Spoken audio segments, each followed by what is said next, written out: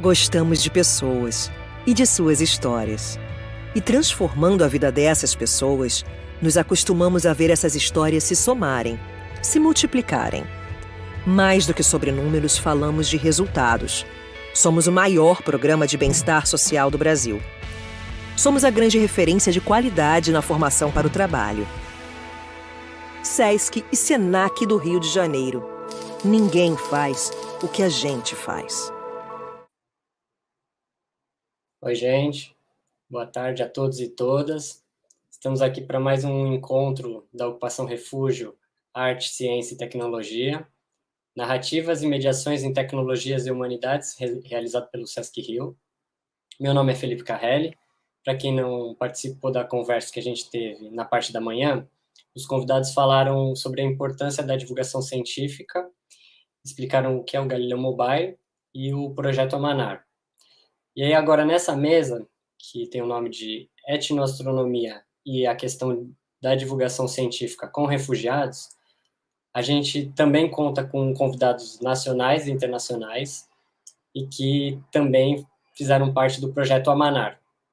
Então a ideia dessa mesa é conversar um pouquinho com o Eduardo sobre como a gente pode utilizar a divulgação científica dentro do contexto da migração dos refugiados.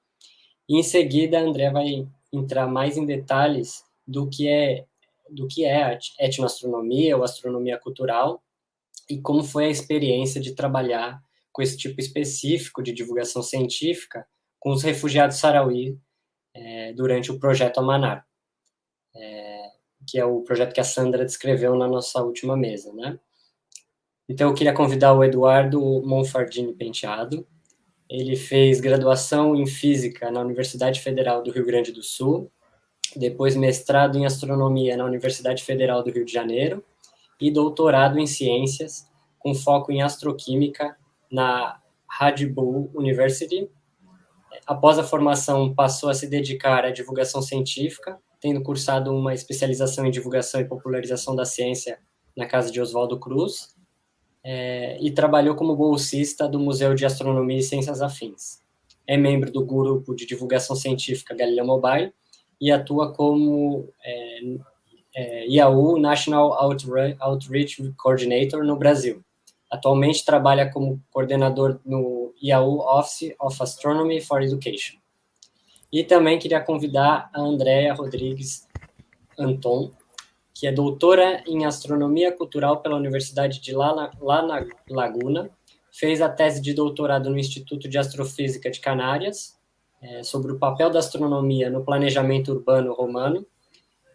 Nos últimos anos trabalhou em construções em assentamentos romanos e nabateus no Oriente Médio, em monumentos megalíticos na Península Ibérica e monumentos funerários pré-islâmicos no Saara Ocidental ocupado.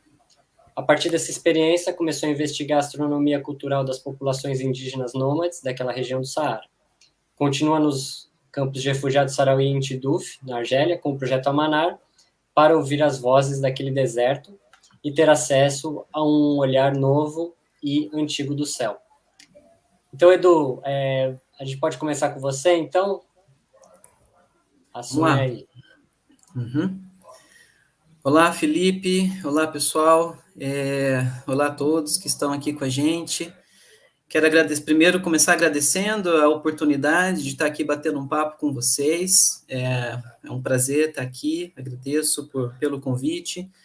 Agradeço ao Felipe, ao Galileu Mobile, a Ana Cunha e ao Hugo Bragança, que estão aí ajudando a gente com a transmissão.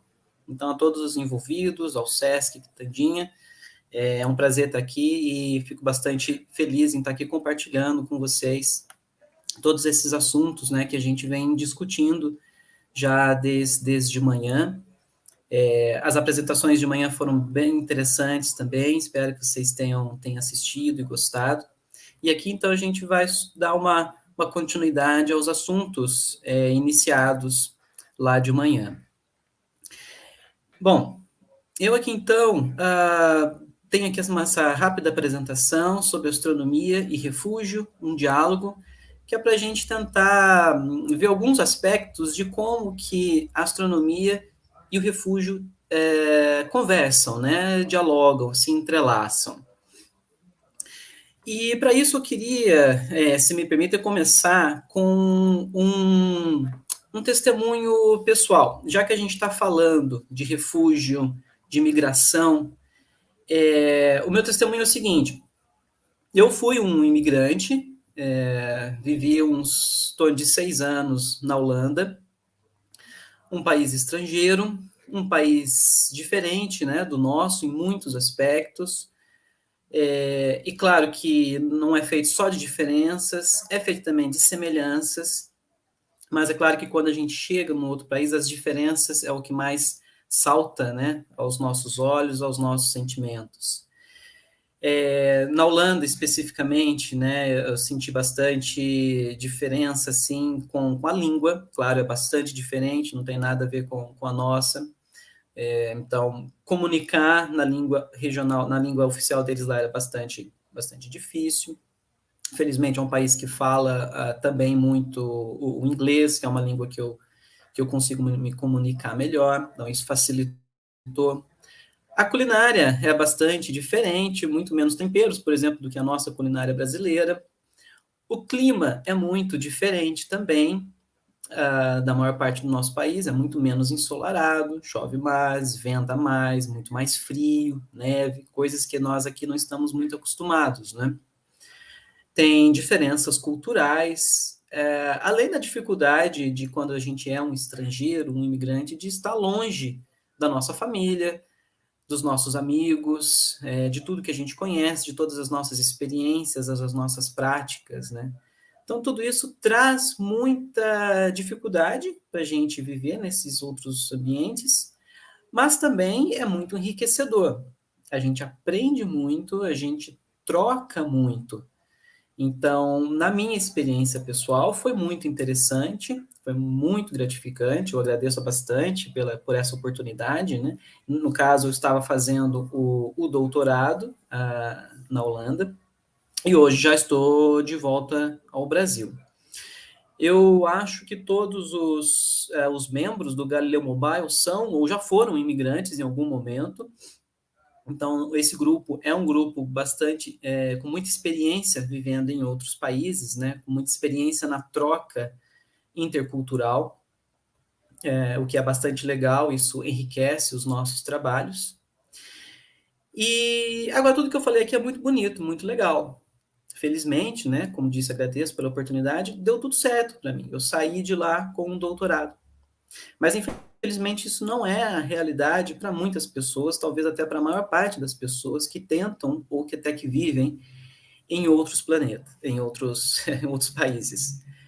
Ou seja, a experiência migratória pode ser um tanto traumatizante, pode ser muito complicada, pode ser muito difícil, pode não ser boa, pode ser de todas as formas possíveis, né?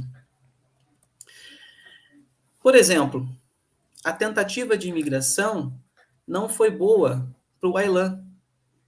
Vocês devem lembrar dessa imagem que chocou o mundo, né, no ano de 2015, quando um grande fluxo migratório da Síria partiu para diversas regiões, né, e também para a Europa. Muitas famílias, de tanto desespero, se aventuraram ao mar para chegar no continente europeu, e muitos deles não conseguiam. Uma dessas pessoas que não conseguiu foi o Aylan. Ele estava com sua família num bote no Mediterrâneo e não conseguiu, né, completar a jornada.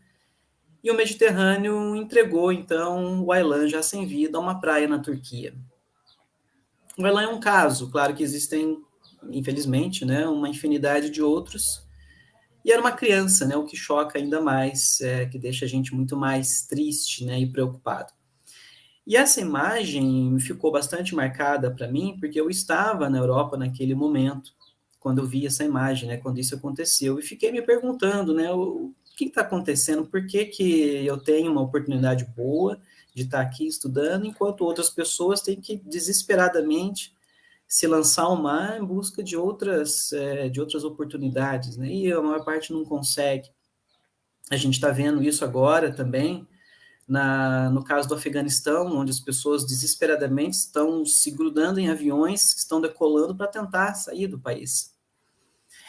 São experiências, são problemas muito graves, muito complexos, né, difíceis de solucionar, certamente não é de um dia para o outro e certamente não é fácil, mas é preciso tentar, né, a gente tem que estar sempre movido a tentar solucionar esses problemas para que esse tipo de coisa não mais aconteça.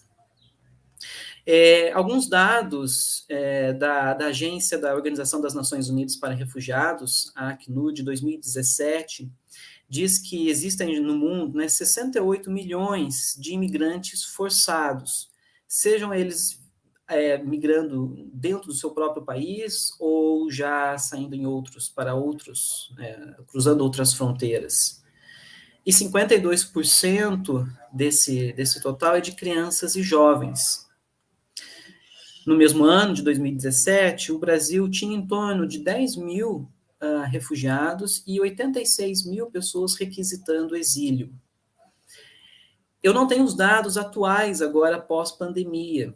É possível e talvez até provável que esses números todos tenham aumentado, que existem muito mais refugiados ou pessoas requisitando, né, exílio do que esses números de 2017. Infelizmente, a gente vem vendo, né, muitas crises econômicas, políticas, sociais acontecendo em diversas partes do mundo, e isso fortalece o fluxo migratório forçado.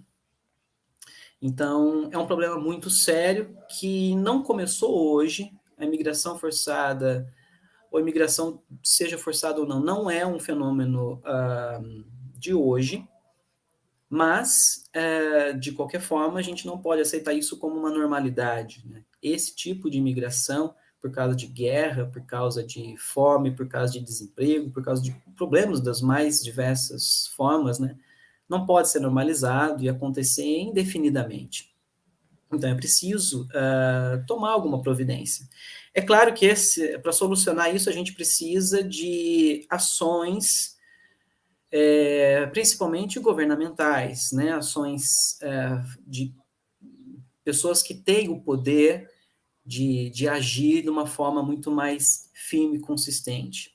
Agora, nós vamos fazendo o que a gente pode, né?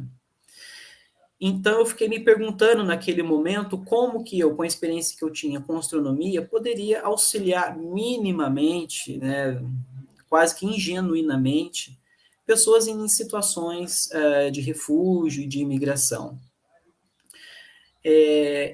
E descobri muita coisa interessante, que a astronomia, ela dialoga muito facilmente com questões características da imigração, né?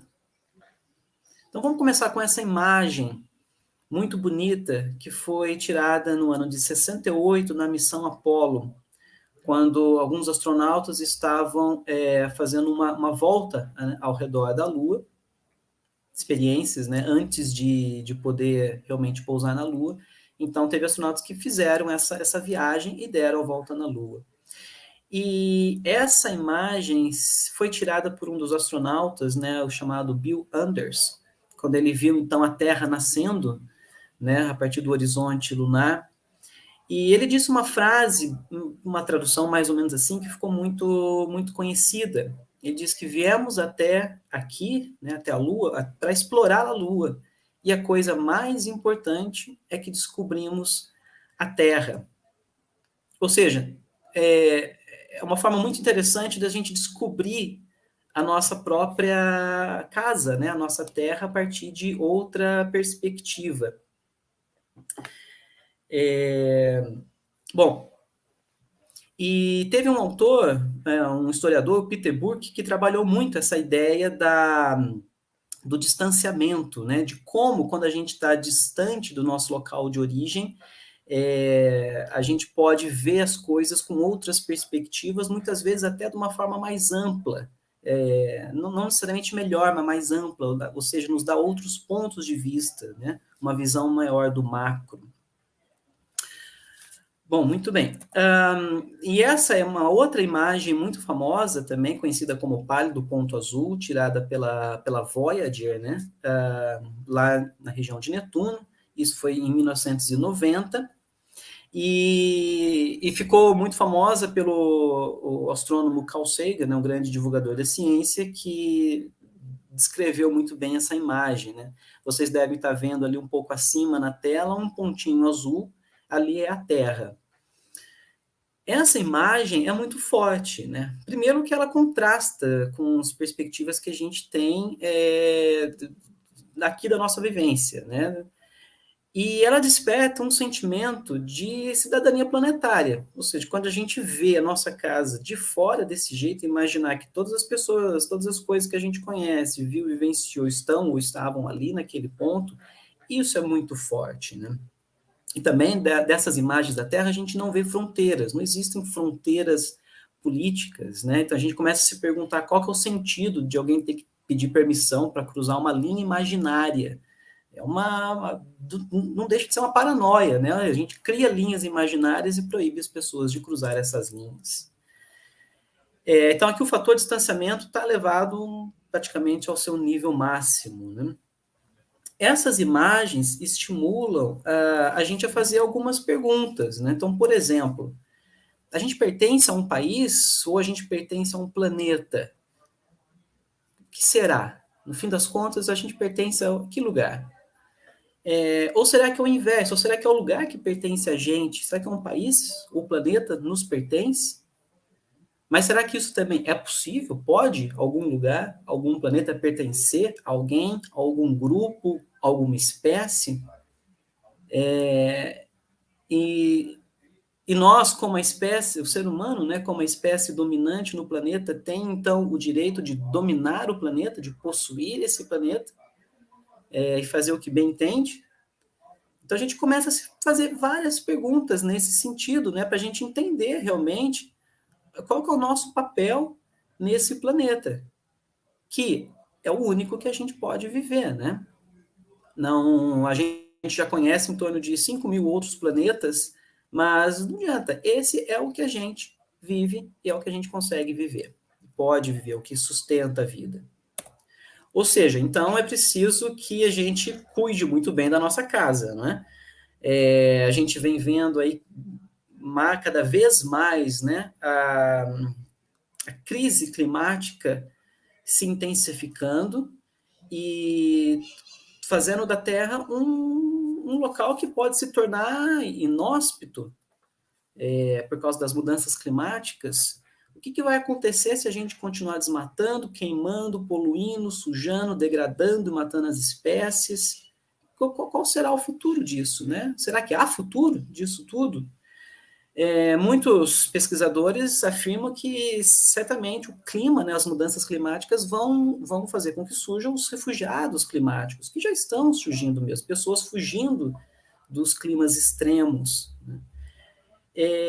E se a gente chegar ao ponto do planeta ser completamente inabitável para o ser humano, será que isso pode acontecer? Será que a longo ou curto prazo? E se acontecer, a gente tem como migrar para outro planeta?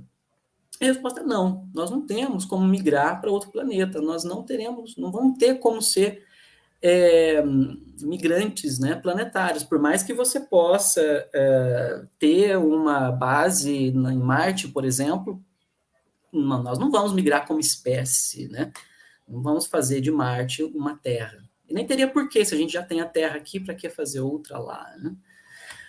Bom, então a gente vê que a astronomia levanta importantes reflexões, né, que podem ser compartilhadas com o grande público e com a comunidade escolar.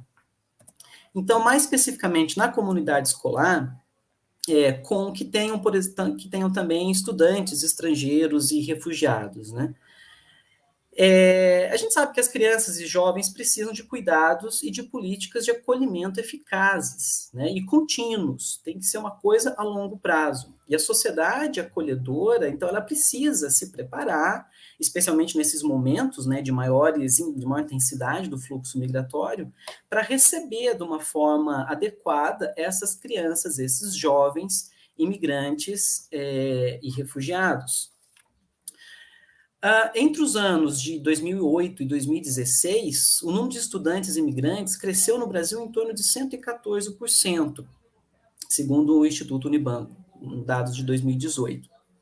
E baseado no censo escolar de 2016, também realizado pelo Instituto Nacional de Estudos e Pesquisas Educacionais, Anísio Teixeira, o número de matrículas de estudantes estrangeiros saltou de 34 mil para 73 mil. E a rede pública responde por 64% das matrículas, sendo que um terço está em São Paulo, depois um pouco mais no Paraná e em Minas Gerais, e depois em outros estados.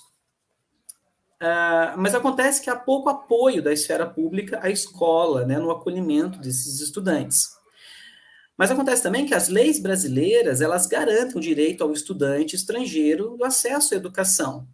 Então, conforme artigos 5º e 6º da Constituição Federal do Brasil, de 88, temos também os artigos 53 e 55 do Estatuto da Criança e do Adolescente, de 2009, os artigos 2 e 3 da Lei de Diretrizes e Bases da Educação Nacional, de 96, e tudo isso reforçado pela atual Lei de Imigração, né, do Brasil, de 2017, e também os artigos 43 e 44 da Lei dos Refugiados. Então, o Brasil tem leis, tem diretrizes que garantem o acesso da criança e do adolescente à escola, mesmo que essa pessoa, né, esse estudante, esse adolescente, não tenha ainda os documentos.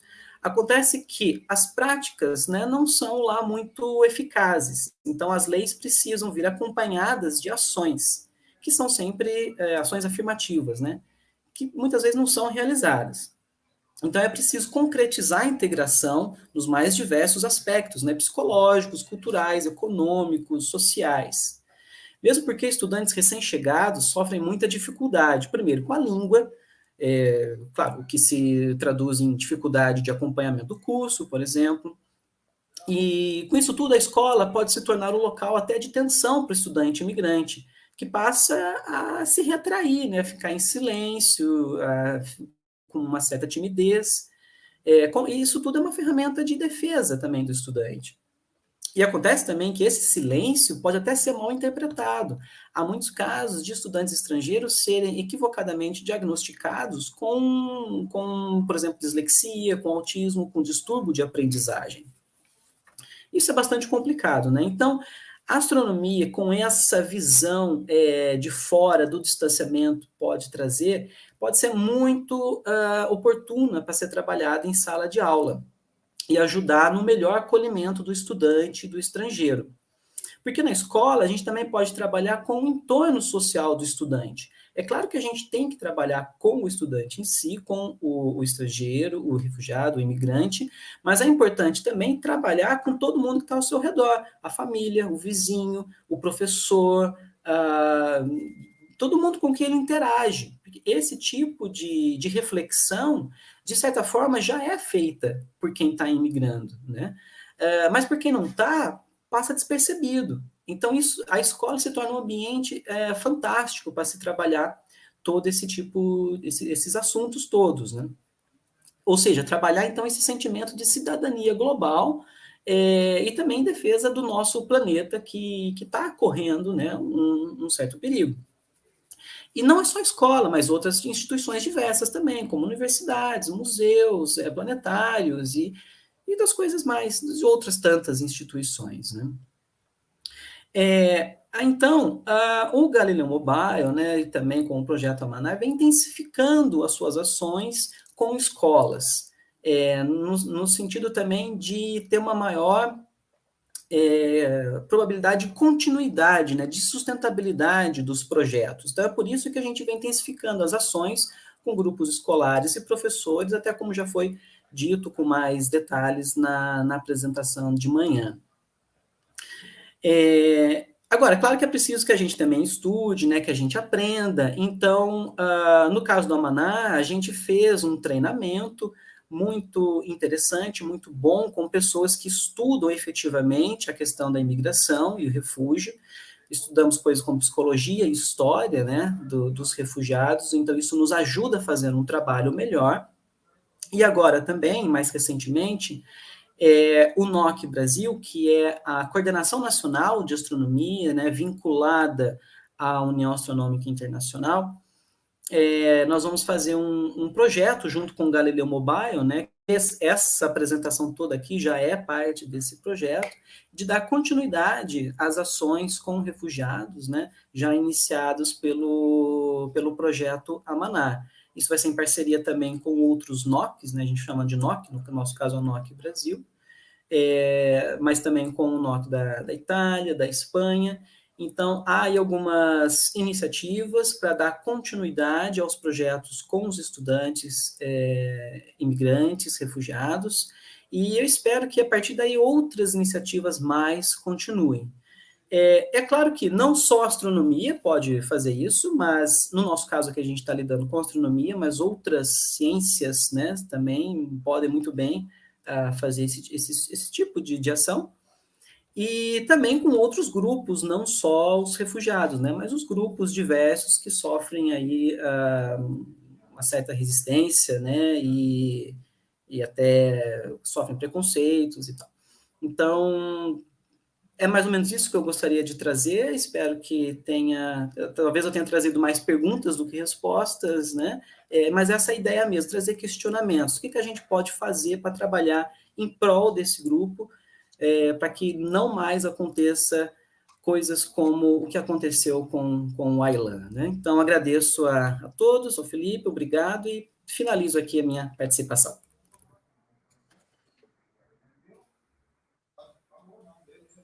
Valeu, Edu, muito obrigado.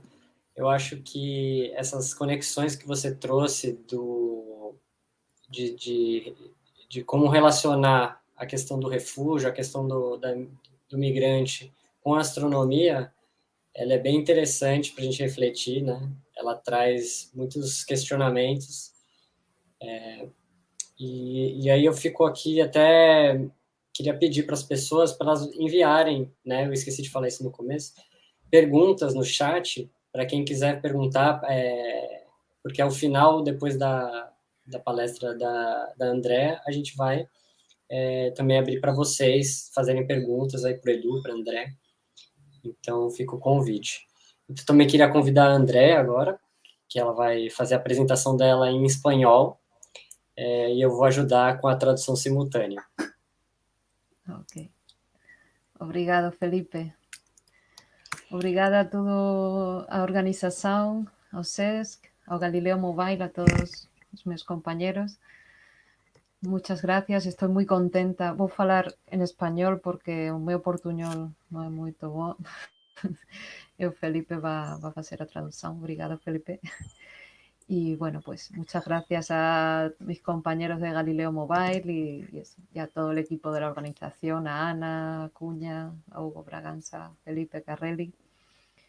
Gracias por a tua fala, Eduardo. Me hace pensar que o noso traballo é ainda máis importante con a reflexión que fizeste.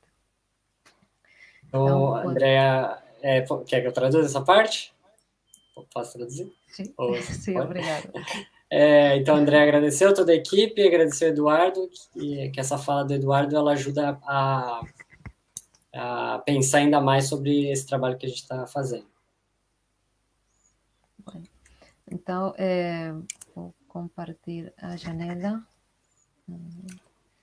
Bom, então, agora vou falar da parte etnoastronómica de Amanar, que, bueno, a Sandra e o Jorge e o Diego falaron esta mañana do proxecto, presentaron Amanar e vou falar da parte da etnoastronomía que achamos que é igual de importante que a parte educativa e divulgativa.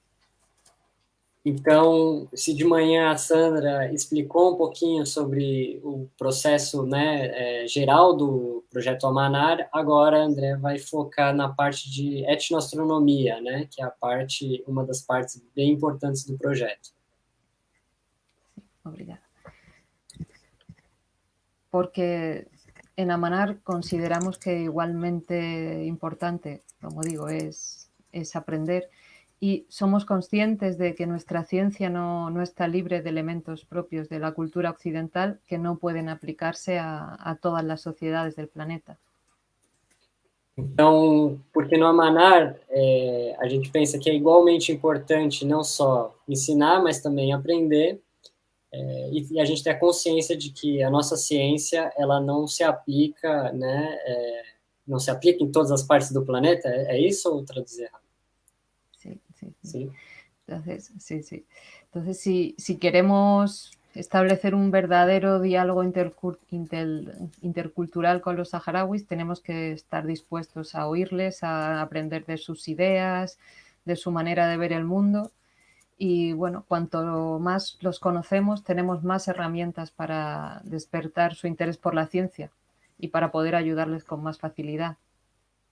Então, se a gente quer estabelecer um diálogo intercultural com os sarauís, é preciso estar disposto a escutar, né, as suas visões de mundo e como eles pensam o céu, para então a gente poder se apropriar disso, né, como uma ferramenta de uma troca cultural dentro desse contexto da educação.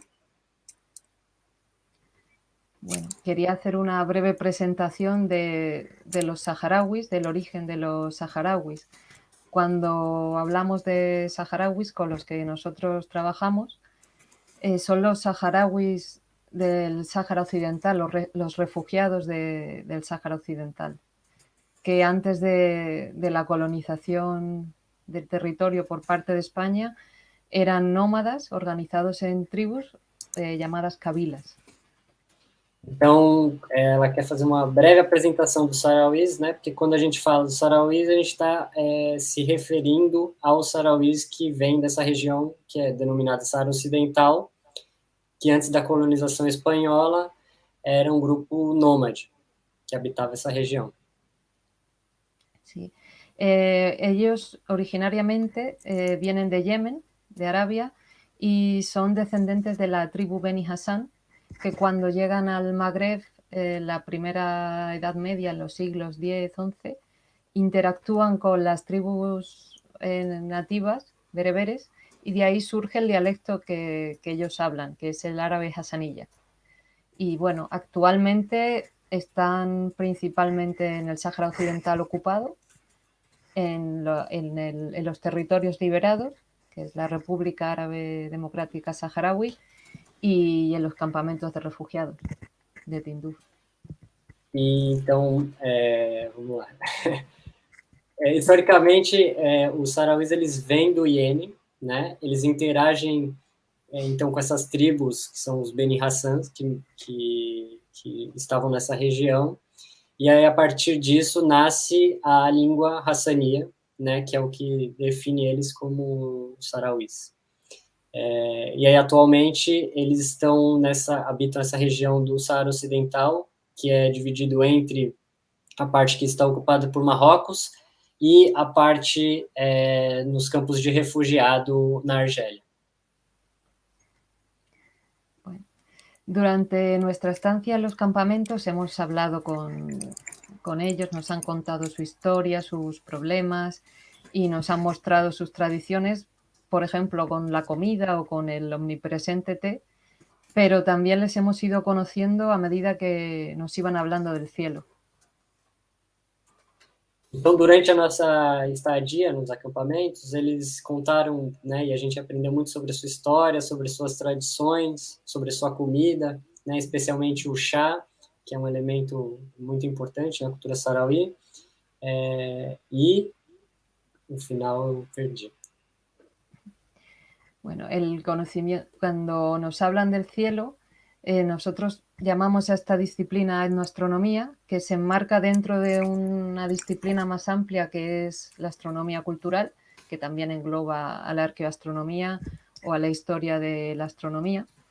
y con ella queremos conocer a través de su visión del cielo las prácticas que realizaban a lo largo del año, cómo ven el mundo, y esa relación del cielo nos muestra que es un montón de elementos de su vida social. Então, quando a Andrea faz esse trabalho de etnoastronomia, ou astronomia cultural, ela está interessada em saber, quando os faróis falam sobre o céu, uma visão mais ampla, né, dessa visão prática, do como eles utilizam o céu ao longo do ano, né, e também a relação que o céu, que as histórias do céu estabelecem com as suas relações sociais.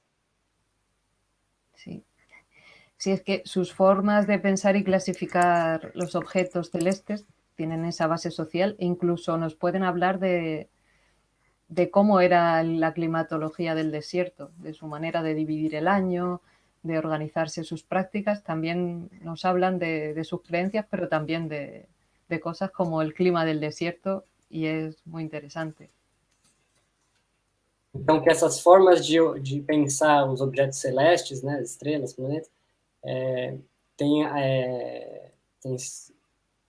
tem denominações práticas, né, como dividir o calendário, né, então os dias do ano, os meses, também sobre essas crenças também refletem sobre como eles medem um pouco o clima do deserto.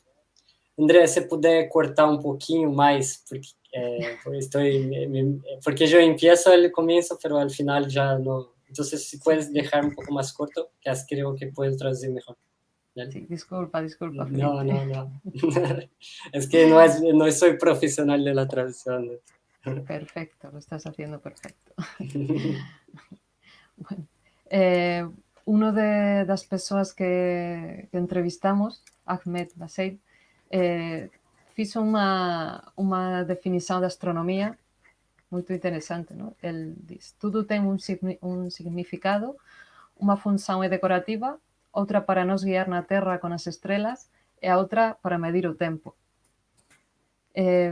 Es muy interesante porque, bueno, el cielo ordenado y clasificado nos permite orientarnos en el espacio y también nos permite crear un sistema de referencia temporal. Então, uma das pessoas que a gente entrevistou fez uma definição muito interessante de astronomia, né? Porque para eles tudo tem um significado, uma função decorativa, outra para nos guiar na Terra com as estrelas e outra para medir o tempo. Pues la función para guiarnos en la Tierra con el Sol o las estrellas la podemos ver, es bastante obvia. También sabemos que las estrellas y el Sol, otros astros, se usan para establecer los calendarios, que estas serían las partes más materialistas. Então, a função para guiar, eles utilizavam as estrelas para se guiar na Terra, né? Então, isso é uma coisa bastante óbvia, que é fácil de identificar. Mas também utilizava as estrelas para estabelecer um calendário, então uma parte mais material da utilização dessas estrelas. Luego está otra parte que él dice que es la decorativa, que yo desconozco a qué se refiere, que espero que lo podamos ir descubriendo cuando cuando continuemos con las entrevistas, esta parte decorativa. Y luego hay otra parte mitológica, de otro tipo de ideas que también tenemos que descobrir. Então, além dessa parte prática, tem também essa parte decorativa, né, que, na verdade, a Andrea não sabe muito bem ao que ele se refere, e aí agora, ao longo da sequência do trabalho, né, porque estão sendo feitas outras entrevistas com outros sábios, então ela vai tentar descobrir o que isso significa, e uma outra parte que também é mitológica, que também ela vai tentar, ao longo dessas novas entrevistas, entender o que significa. Es que, bueno, en Amanar estamos abiertos al diálogo y a reflexionar continuamente. Durante nuestra visita hicimos algunas entrevistas, además de las actividades en los coles, y hablamos con muchas personas que vivieron en el desierto, los descendientes de esas personas, incluso con los descendientes de un sabio referente cultural en el Sáhara, que es Sheikh Mohammed El Mami. Então, no Amanar, como a gente estava sempre aberto ao diálogo e à reflexão, né, daquilo que a gente estava fazendo, além das atividades que foram realizadas nos colégios, nas escolas, né, que foi o que a Sandra mostrou, além disso também a gente fez entrevistas com sábios de estrelas, né, e um dos sábios que a gente entrevistou são esses aqui que estão nessa foto, que eles são descendentes do Che Mohammed Ali, que é um poeta, né, muito famoso na região e que tinha muito conhecimento sobre esse tema. Sí, Sheikh Mohammed El Mami es un sabio, historiador, poeta, referente de los saharauis que, según nos contaron, él ya en el siglo XIX predijo que las riquezas del Sáhara serían su desgracia y desafortunadamente acertó. Então, esse Che Mohammed El Mami, ele era um sábio, um poeta, né, que já no século XIX, ele preveu que as riquezas do Saara Ocidental seriam o que levaria à desgraça dos sarauís, por ser um lugar muito vasto, muito favorecido, ¿no? Sí, y bueno, quería comentar que aquí, aparte de los descendientes a los que entrevistamos, está Hamdi Mansur, aquí está, que nos acompañó a los campamentos, el saharaui de Dakhla, y nos hizo la traducción de todas las entrevistas, porque nosotros ninguno hablamos hassanilla. E aí, além dos descendentes, né, aqui no centro é o Hamdi, que é o Hamdi Mansur, que é um dos nossos colaboradores, que acompanhou as nossas atividades ao longo do Amanar, e ele fez todas as traduções das entrevistas, porque nenhum de nós falava árabe. Bueno, aquí he puesto unas cuantas estrellas. Algo que aprendimos, que repitieron todos, es que ellos utilizan las estrellas para dividir el año y determinar las estaciones.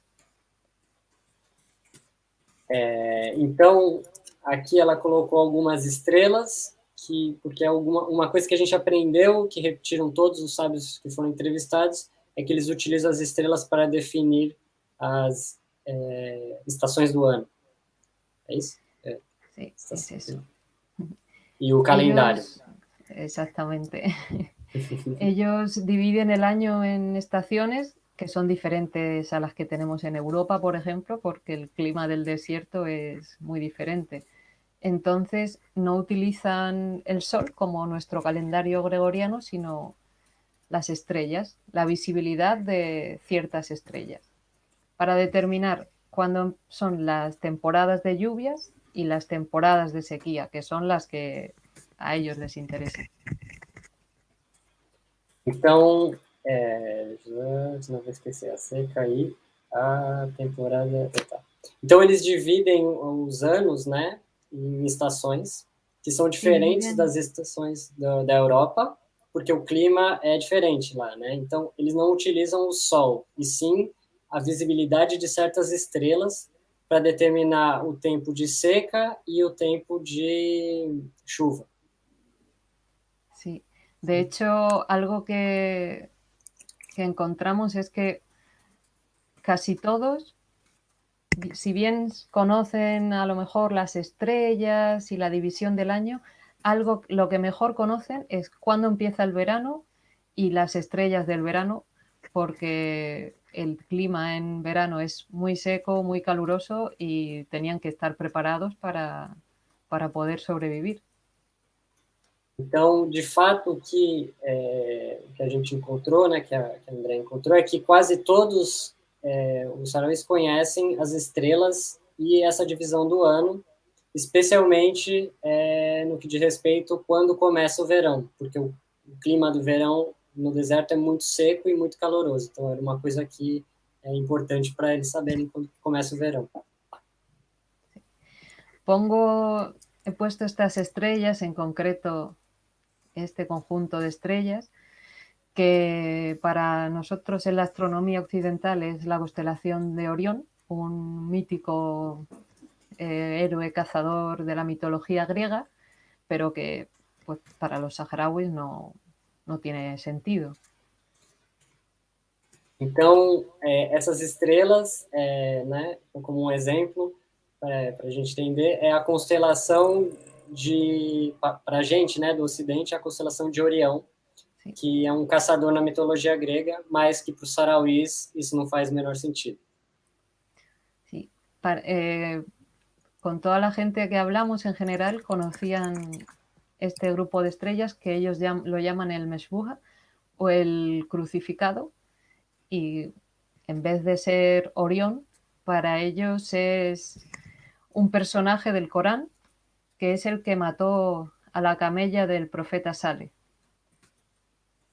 Então, com todos que a gente conversou, eles conheciam essa região de estrelas como Meshbuh, ou crucificado.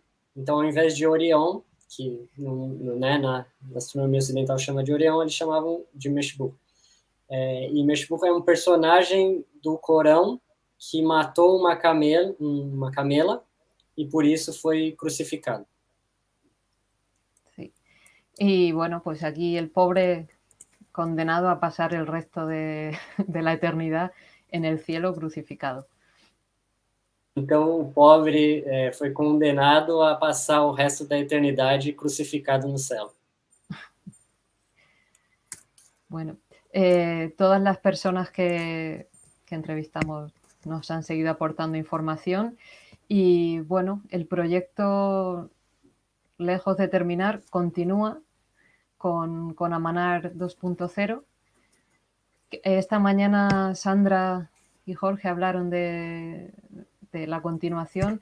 Hemos contratado jóvenes investigadores para que continúen con esta investigación sobre su historia, porque creemos que es muy importante que aunque nosotros podamos colaborar y ayudarles, sean ellos los que continúen con su historia.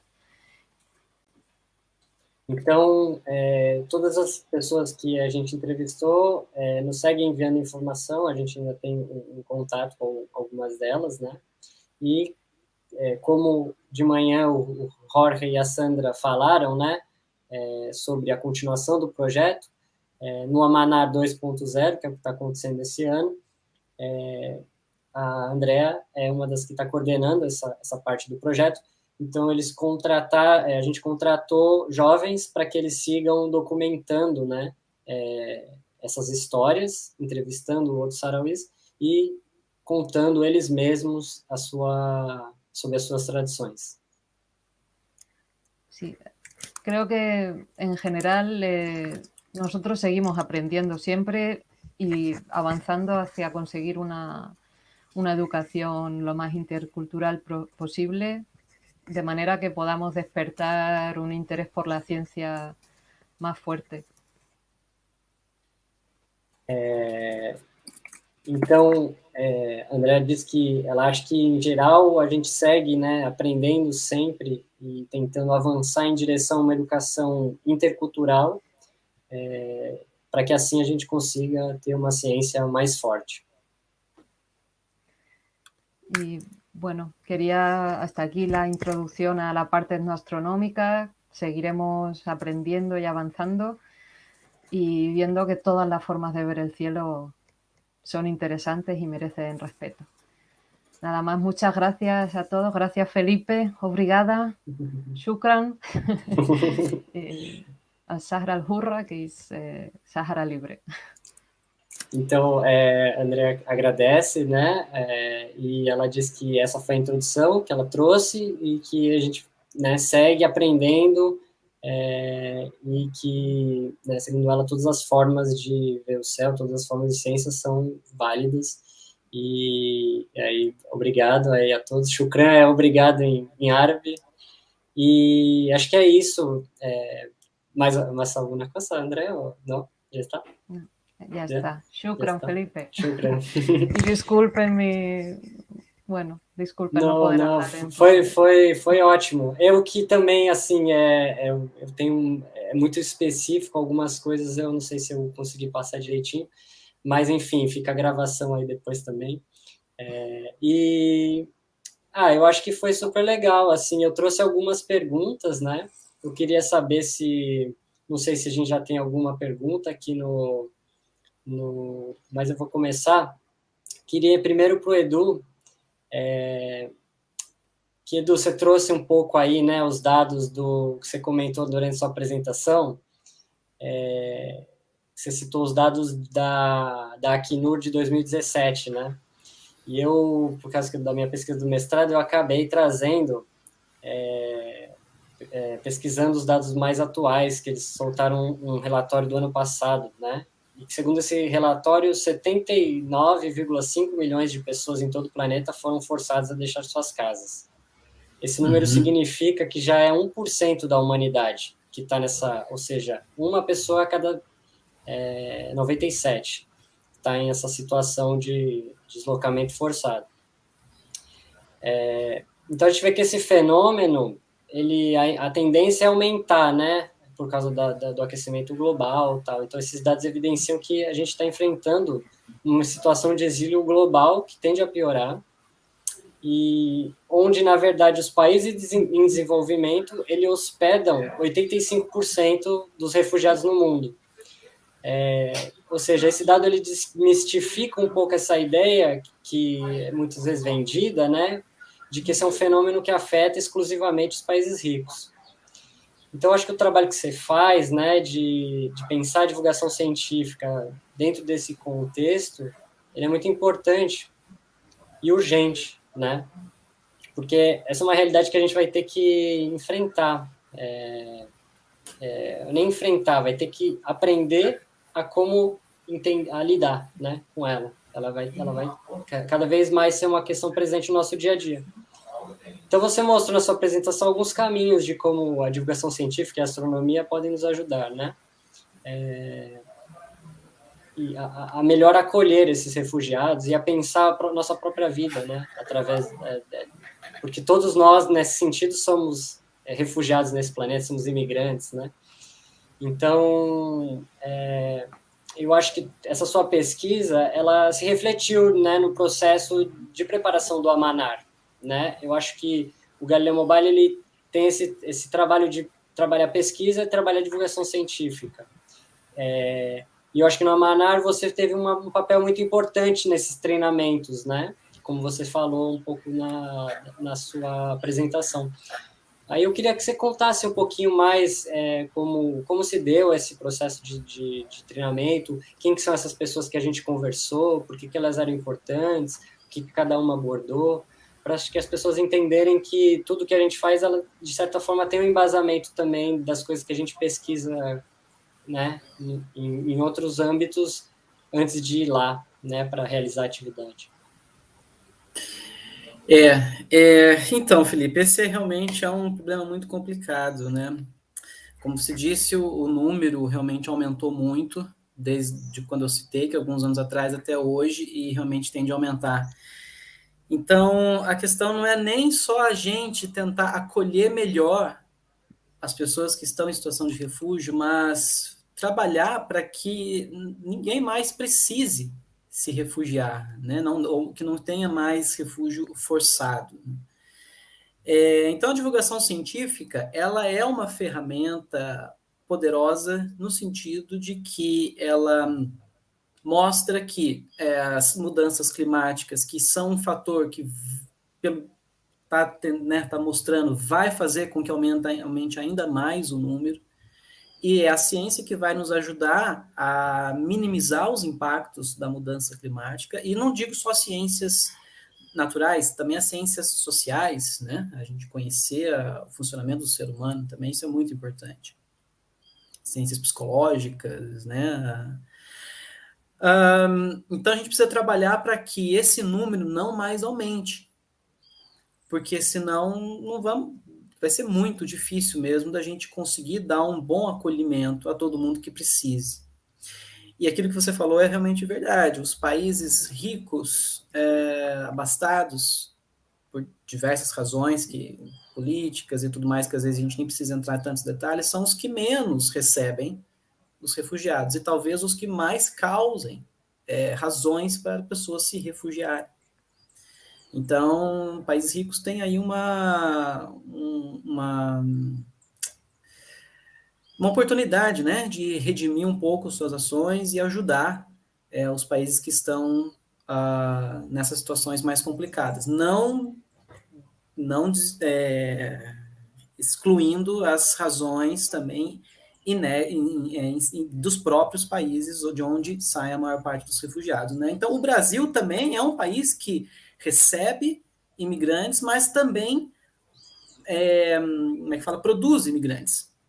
Quando nós temos aqui grandes crises econômicas, muitas pessoas buscam um exílio, buscam uma forma de sobrevivência, né, de subsistência em outros países. Então, o Brasil também está, né, o Brasil é uma coisa de meio termo, assim, ele recebe e ele envia, é uma coisa muito complicada.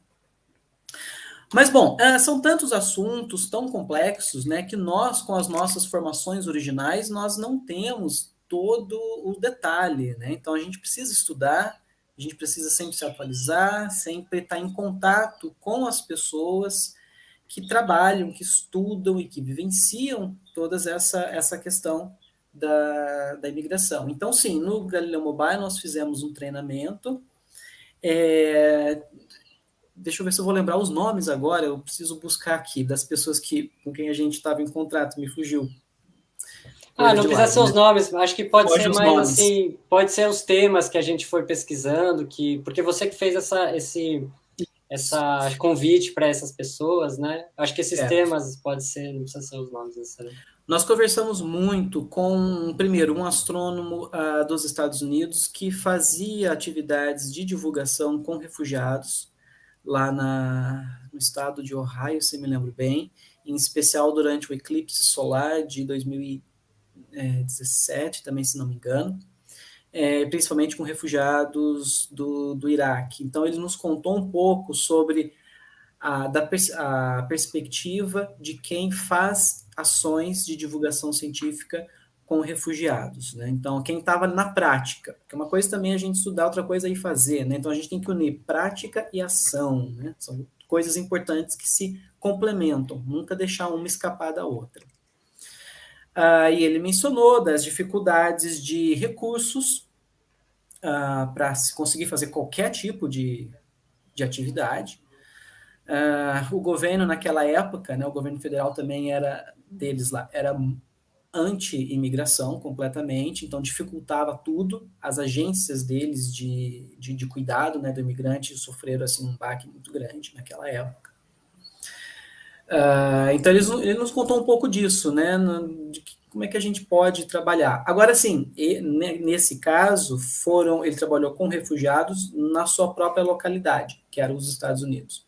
Nós, do Amanar, trabalhamos no campo, né, de refugiados lá em Tildorf, na Argélia. Então, é um pouquinho diferente, né? Então, a gente conversou muito com uma pesquisadora da UFRJ que nos contou muito da parte mais psicológica do refúgio, né? Porque é uma experiência que pode ser traumática, é uma experiência difícil, sem dúvida, e tende a ser mais difícil ainda para mulheres e crianças. As crianças, muitas vezes, são consideradas como bagagem, né? Você tem que carregar junto. E a mulher também, até nesse aspecto, ela sofre ainda mais consequências, né, do problema de dificuldades maiores de lidar, né, na sociedade do que homens. Então, ela trabalhou um pouco com a gente sobre isso, né, como que deve ser mais ou menos a psicologia, né, dessas pessoas que migram. A gente trabalhar com cuidado, trabalhar com respeito, tentando primeiro entender o que eles têm a dizer, nunca chegar numa pessoa assim, abordando simplesmente, querendo informação, ou seja, fazer uma coisa amigável, né, e compreensível, de troca. O que foi mais ou menos também trazido por um outro pesquisador, já jornalista, e que trabalhava na ONU, né, com muitas ações já em diversos países onde há muitos imigrantes, de como lidar com o refugiado ali no seu campo, né, de refugiado. Me lembro uma vez também que ele disse, até você talvez possa lembrar em mais detalhes disso, de se a gente vai chegar lá com câmeras, sempre pedir autorização, né, para a gente poder filmar, para a gente poder gravar, ver se eles estão dispostos, ou seja, não chegar como os donos do local. Então, isso é muito importante. A gente não é o dono de nada e a gente quer simplesmente fazer trocas, né? Então, essas pessoas traziam essas ideias para a gente, esses conhecimentos, e a gente tentava, então, fazer uso dela lá no campo de refugiados, né? Eu acho que uma das coisas desse processo de entrevistas e de pesquisa que a gente fez uma das coisas que se estabeleceu foi justamente de que essa perspectiva decolonial, né, que a Catalina trouxe muito para a gente. A Catalina, isso. E que ela, inclusive, a gente vai fazer uma mesa com ela, quem se interessar pelo tema, com ela e com o professor Mohar. Que bom. Ela é maravilhosa. Vai fazer uma mesa aqui no Ocupação Refúgio para discutir sobre essas questões também. E ainda está sem data, mas aí quando tiver a gente vai divulgar no site. Mas ela falava muito sobre isso, a gente vai levar astronomia, vocês vão isso com uma certa agenda, mas qual que será que é a agenda dos refugiados ali, né, os sarauís? E aí a gente já foi bem aberto a essa questão de novas demandas, novas coisas que fossem surgir desse debate, né? Então, por exemplo, a questão política, social ali dentro, né? Eu acho que vem muito dessa perspectiva decolonial que foi muito importante a gente ter durante essas conversas. E aí eu queria até já puxar para Andréa, saindo dessa parte, né, da pesquisa, da teoria, a gente chega para prática e a ação nos acampamentos, né? E aí eu lembro que teve um dia, você descreveu na sua fala um pouco, né, daquele encontro que a gente teve com os descendentes do Mohamed El-Mami, mas teve um outro evento também, que foi em outro dia, que foi, na verdade, o primeiro dia da nossa, que foi um dia muito especial, acho que para toda a equipe, porque a gente foi recebido na casa do Hamdi, que é o colaborador, né, que você mostrou na foto ali, e aí a gente almoçou junto com a família dele, depois tomamos um chá conversando com o Mohamed Ali, que é o secretário do Departamento de Memória Oral do Ministério de Cultura Sarauí, né, que está ajudando nessa continuação do trabalho, né, que agora é o Manar 2.0. E aí depois teve um momento lá, depois do almoço, que eu mostrei uma experiência de realidade virtual para a família do Hamdi, aí ficou todo mundo super empolgado, maluco vendo aquilo, e ficou todo mundo... foi um momento muito divertido. E aí, à tarde, a gente fez uma entrevista com um dos sábios que você mostrou também na foto ali do lado do Hamdi, onde ele contou várias histórias e também fez perguntas para a gente. Teve um momento que ele... você já não tem mais pergunta? Então, deixa eu perguntar uma coisa aqui. E aí, eu lembro que rolou um debate sobre a expansão do universo até, porque na lenda que ele contava, o universo estaria rodeado por uma serpente e que essa serpente iria comendo o seu próprio rabo e fazendo com que o universo estivesse em contração. E aí, uma das integrantes, que era a Naira, falou sobre, né, as observações da cosmologia moderna que mostram justamente o oposto, que o universo estaria se expandindo, né? Então, essa troca também achei que foi super... Ele falou assim, não, no Corão está escrito que vocês estão errados, o universo não está em expansão, o universo está em contração. E aí, no final do dia, assim, lá pela tarde, a gente foi assistir uma sessão do FIS Sahara, que é o festival lá de cinema, que é realizado nos acampamentos sarauís, inclusive único festival, né, de cinema realizado em campo de refugiado, tinha essa áurea do festival no meio do deserto. Então foi um dia totalmente mágico, onde a gente, se tivesse acontecido um desses eventos, já teria sido especial. E eles aconteceram todos no mesmo dia.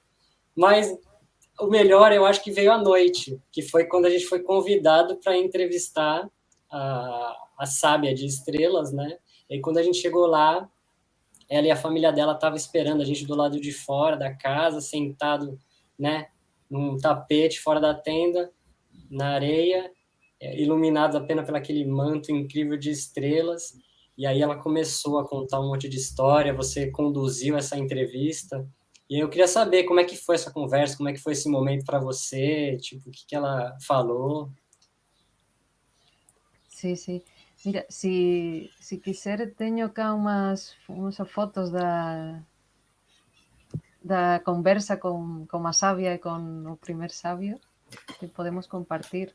Pode ser, acho que vai ser legal Sí? compartilhar essas fotos. Sí? Se ven? Sim, estamos vendo. Sí. Sí, esta é a sabia que Felipe dis. Sí, no sé si voy a decirlo en español, ¿vale? Dale, pode falar em espanhol, eu vou traduzindo. Vale. Sí, sí, tienes razón, Felipe. Bueno, os acordáis, ¿no? En el patio de su casa, con esa luz que era mágica totalmente, y nos fue hablando de lo que le enseñó su padre. Ella no vivió en el desierto, pero su padre fue nómada y le enseñó todo este sistema de dividir el año según las estrellas. Então, ela está contando que realmente a gente chegou nesse pátio da casa dela e tinha essa luz mágica. E aí ela contou as histórias. Ela não chegou a viver no deserto, né? Mas o pai dela viveu, né? Ela não chegou a viver foi isso, né? E aí quem ensinou para ela todo esse sistema de contar os dias foi o pai dela. Sí, no sé si recordáis que ella ya nació, yo creo, en los campamentos, pero le daba mucha importancia a esta sabiduría. Decía que sí, que nos daba las gracias por interesarnos por esto, porque lo consideraba muy valioso. Então, na verdade, ela já nasceu nos acampamentos, né? Mas ela dava muito valor por essa sabedoria e ela agradecia a gente por estar ali querendo aprender sobre isso com ela. Y este es el sabio del que hablabas, Felipe, el que nos contó su visión del mundo con la serpiente, que fue de las cosas más bonitas que nos dijeron, yo creo.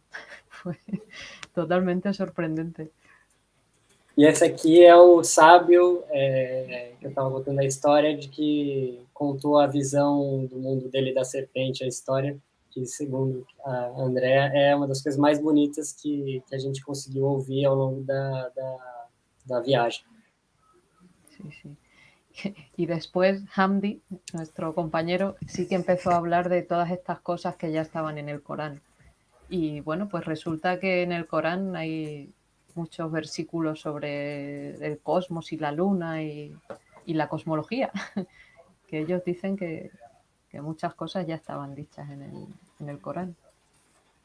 E aí depois o Hamdi, o nosso colaborador, começou a falar das várias coisas que estão escritas no Corão, que tem muitas coisas cosmológicas que já estavam escritas ali. Sí, sí.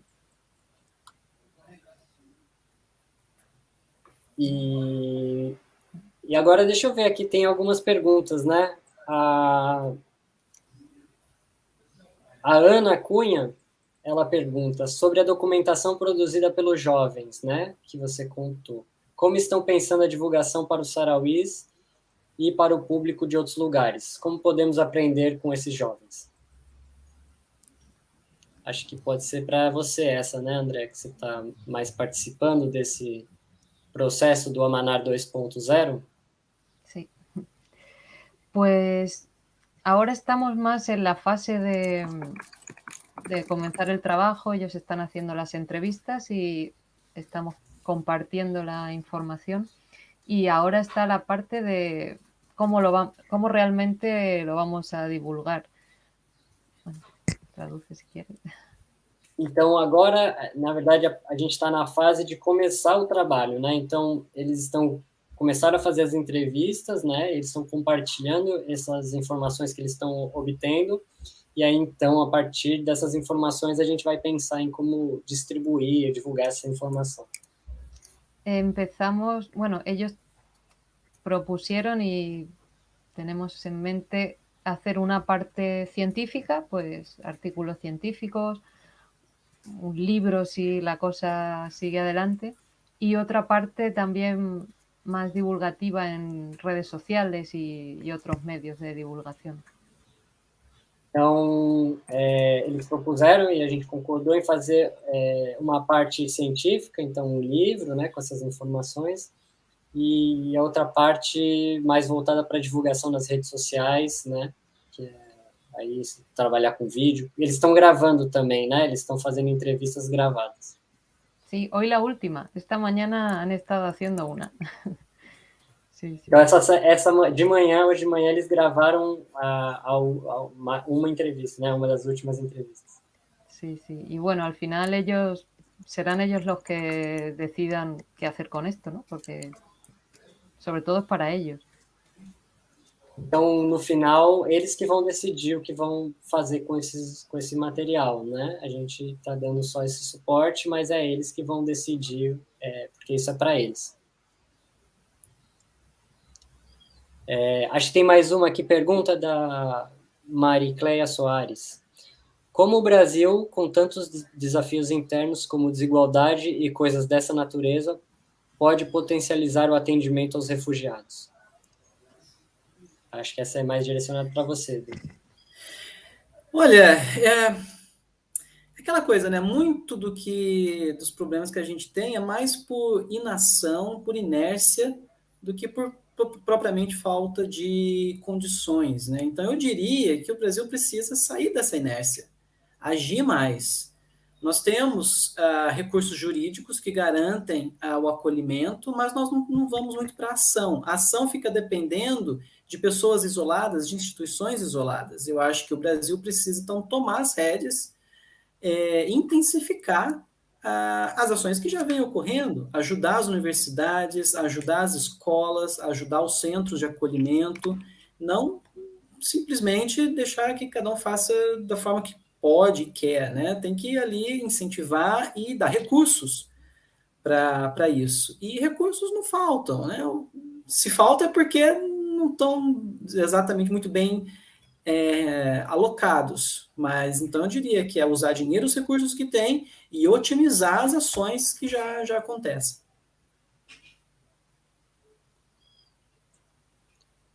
Mas eu tenho não sei se tem mais perguntas, eu tenho uma última aqui, que é direcionada para os dois, na verdade, né? Porque, assim, eu queria perguntar, né, que a gente vê que existe dentro, né,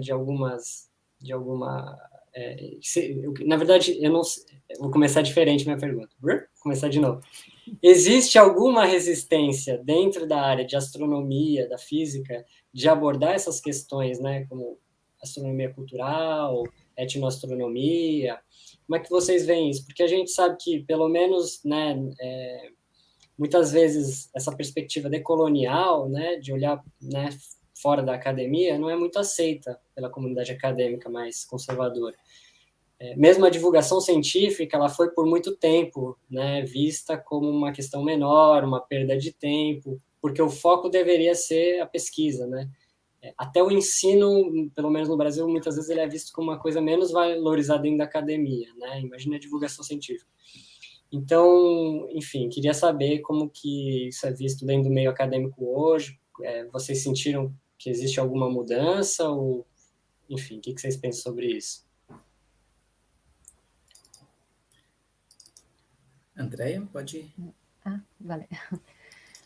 Pues en la astronomía cultural está en tierra de nadie. No pertenece ni a la astrofísica ni a las ciencias sociales, entonces a veces no nos consideran en ninguno de los ámbitos y estamos en un limbo. Então, a Andrea está falando que a astronomia cultural, ela está na terra de ninguém. Então, que ela, às vezes, é uma matéria que fica num limbo aí, não pertence a nenhuma disciplina, né? Realmente, cada vez es cierto que cada vez se está dando más valor a los estudios de astronomía cultural, tanto desde la astrofísica, en las humanidades, las ciencias sociales, pero todavía queda camino. Yo trabajo con muchos arqueólogos, sobre todo, y estoy empezando también con antropólogos, pero a veces incluso cuesta encontrar una revista en la que publicar trabajos de este tipo, como me está pasando con el trabajo del Sáhara, porque, pues eso, estás en el limbo totalmente. Então, ela falou que realmente cada vez se dá mais valor a esses estudos de astronomia cultural, na área de astrofísica, ciências sociais, que ela trabalha muito com arqueólogos e antropólogos, mas que ainda é difícil de encontrar uma revista acadêmica, por exemplo, a publicar esse tipo de trabalho. Ela está tendo essa dificuldade agora com o trabalho do Sarauís. Então, que está nesse limbo mesmo ainda.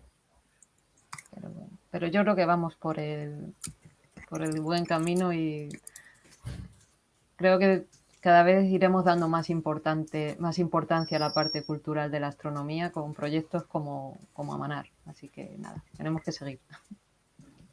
Então, mas ela acha que está num caminho bom e que cada vez mais a gente vai ganhando importância, né, ganhando espaço com trabalhos como o Projeto Amanar.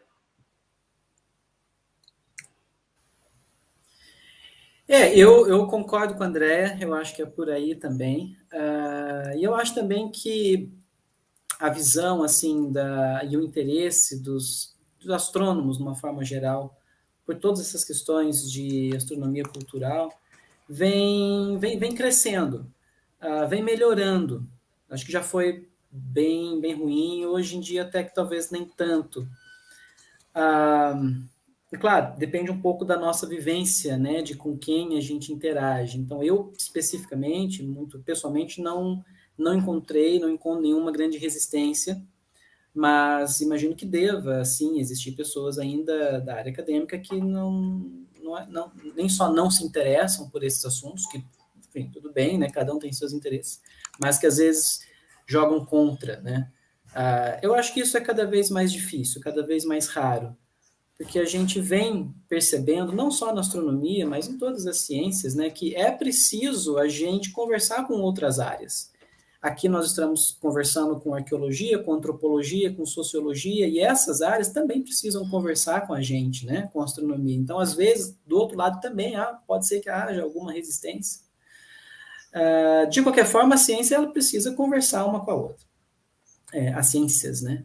Então, eu acho que vem melhorando, sim, o diálogo, coisas que a gente pode fazer, como, por exemplo, a Andrea falou, né, a questão da dificuldade da publicação, então é ter outras formas, maneiras mais fáceis da gente divulgar, das pessoas divulgarem, né, os seus trabalhos, que são interculturais, mas é importante que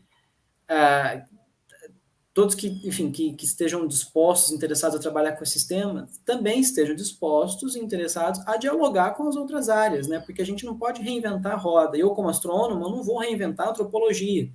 Então, é preciso trabalhar junto para que os esforços sejam, né, muito mais aproveitados.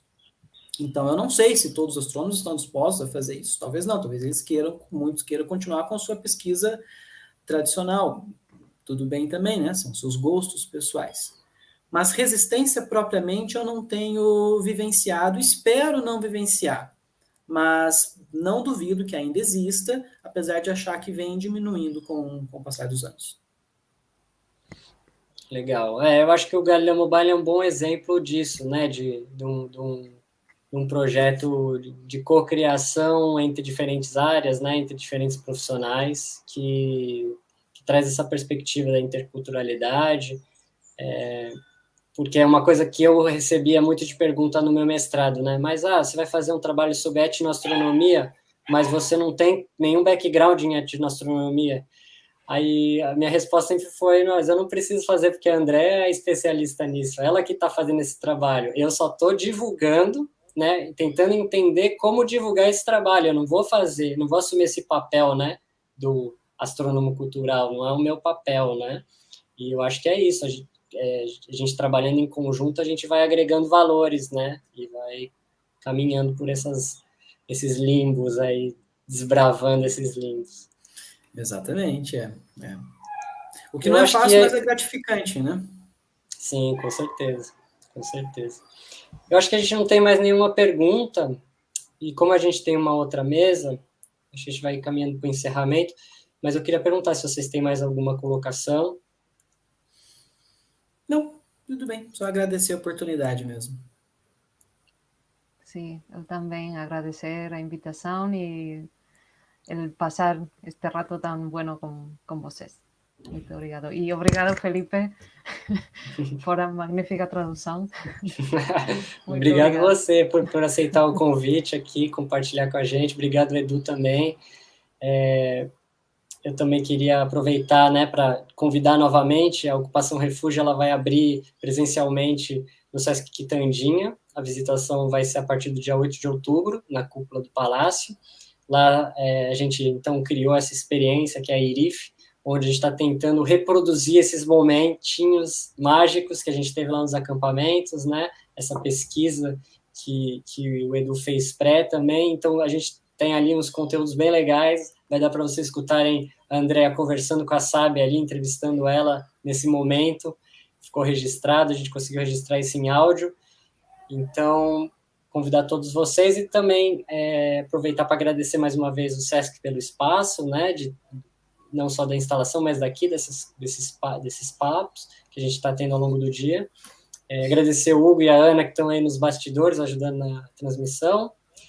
E daqui a pouco, às 4, a gente vai ter a última mesa do dia, que é cocriação em realidade virtual na Etnoastronomia Sarauí, onde eu, o André Paes e o Joel dos Santos vão falar um pouquinho sobre o processo de cocriação desses produtos do Estrela do Deserto, né, que são os produtos do Amanar. Então, mais especificamente, a gente vai falar sobre a experiência de realidade virtual e, enfim, trazendo um pouco disso que a gente já conversou ao longo do dia, a gente vai agora ir para os produtos. Então é isso, fica o convite, muito obrigado. Obrigada a todos. Obrigado, Felipe. Obrigado, Andréia. Obrigado a todos.